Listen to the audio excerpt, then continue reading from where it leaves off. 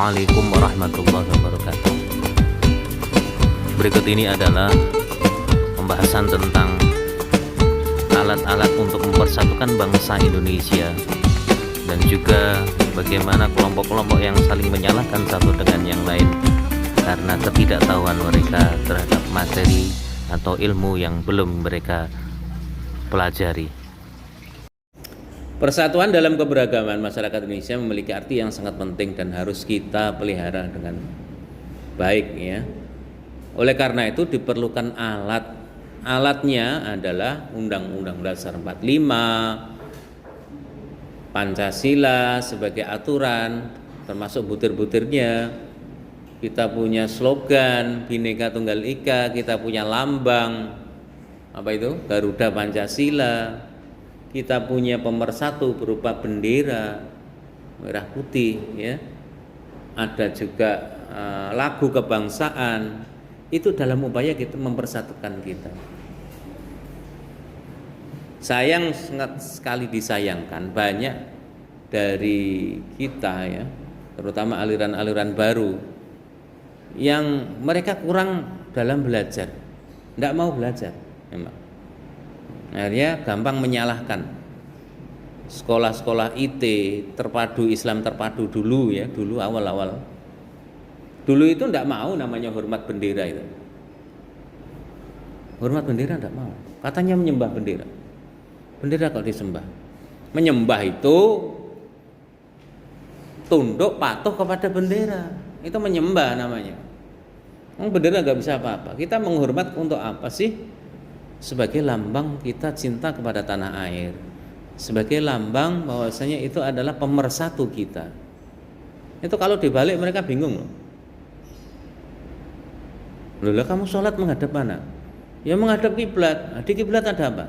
Ada Ka'bah. Ka'bah dari apa? Batu. Kau berarti nyembah batu. Bingung sendiri mereka. Itu kadang alasan alasan apa itu? Itu kan hanya alat untuk mempersatukan. Kalau dalam Quran tambah ekstrim lagi kan. Ketika Tuhan menciptakan Adam diciptakan dikasih ilmu. Akhirnya disuruh tanding sama malaikat. Malaikat kalah. Apa yang diperintahkan Allah kepada malaikat? Suruh sujud kan? Dan ingatlah ketika Tuhan memerintahkan kepada malaikat untuk bersujud kepada Adam, maka mereka semua bersujud. Usjudu, sujud, jelas sujud loh. Kalau diartikan sujud ini menyembah, ya keliru. Masa malaikat nyembah pada manusia? Kan begitu. Aba wastakbaru illa iblis, kecuali iblis, setan tidak mau sujud sama Adam. Kenapa? Aba wastakbar. Dia menolak dan sombong. Nah ini kalau dibalik sujud itu menyembah, berarti yang benar setan dong. Kenapa? Setan tidak mau menyembah selain Allah. Setan tidak mau menyembah selain Tuhan. Jadi yang benar setan, nggak mau saya sujud sama Adam. Tuhan Adam bukan Tuhan saya kok. Nah, benar setan nggak ngono. Nah, berarti orang-orang yang menganggap bendera itu disembah berarti dia seperti setan. Gitu loh. Nah, ekstrim ya, di dalam kitab suci tambah lebih ekstrim lagi. Maka dari itu pandangan-pandangan seperti ini nanti kalian kalau kuliah akan mendapatkan tantangan-tantangan. Akan ada banyak yang ayo melok aku kajian, ayo melok aku aliran-aliran keras itu. Nanti kalau kuliah kalian sudah jauh dari orang tua, tidak ada bimbingan, ngekos, kalian diajak kajian, ayo ikut kajian ini. Intinya apa? Diajak radikal, diajak berpikir picik. Ibaratnya kalau kita ingin ke pasar ya, kan jelas kalau pakai sepeda ontel ya lewat sini lah, veteran Sebrapuk kiri sampai Terminal Bonsari ke pasar. Itu benar. Tapi jangan nyalahkan yang lewat timur. Dia tidak punya sepeda, punya uang, pengen naik anggota, dan naik anggota ke timur dilokno, goblok apa ning pasar kok ngetan. Padahal betul kan? Anggota suruh lewat sini, tangkap polisi. Kan gitu. Banyak jalannya. Tapi karena ketidaktahuannya dia menyalahkan yang lain. Itu orang goblok tapi gak kroso. Jadi aliran yang suka menyalahkan, mengkafirkan, memberikan statement neraka, ini orang goblok, gak mau belajar. Kalau saya ke barat untuk beli palu dulu boleh enggak? Boleh, baru ke pasar. Nanti ke barat dulu baru pasar. Boleh, jalannya banyak. Jangan menyalahkan, apalagi mengkafirkan. Oh, kamu itu apa? Sesajen ini apa? Sudahlah. Kita toleransi, mereka punya alasan-alasan sendiri, punya sebab sendiri. Nah, ini ya. Ibaratnya orang yang bodoh tidak mau belajar itu kayak orang buta, 5 orang buta disuruh mendefinisikan gajah.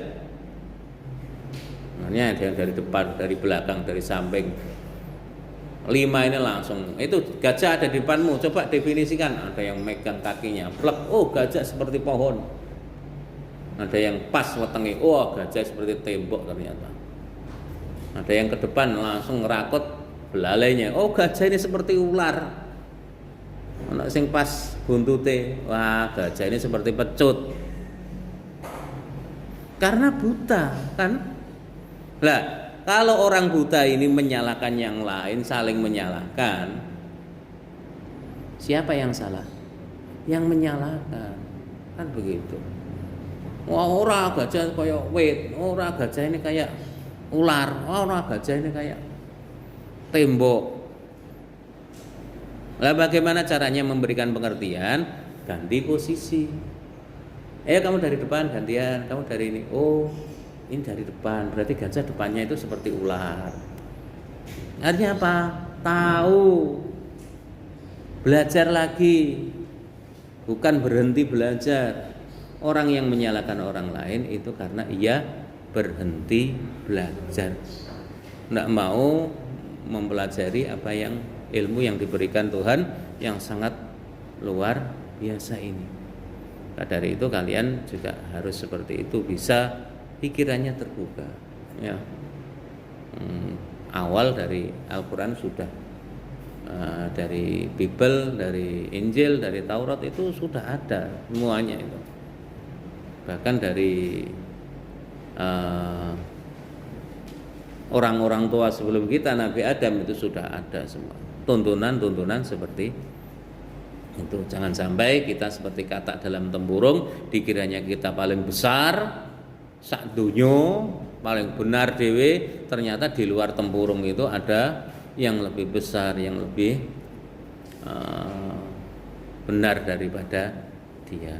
Maka dari itu yang perlu kita tanamkan. Baik.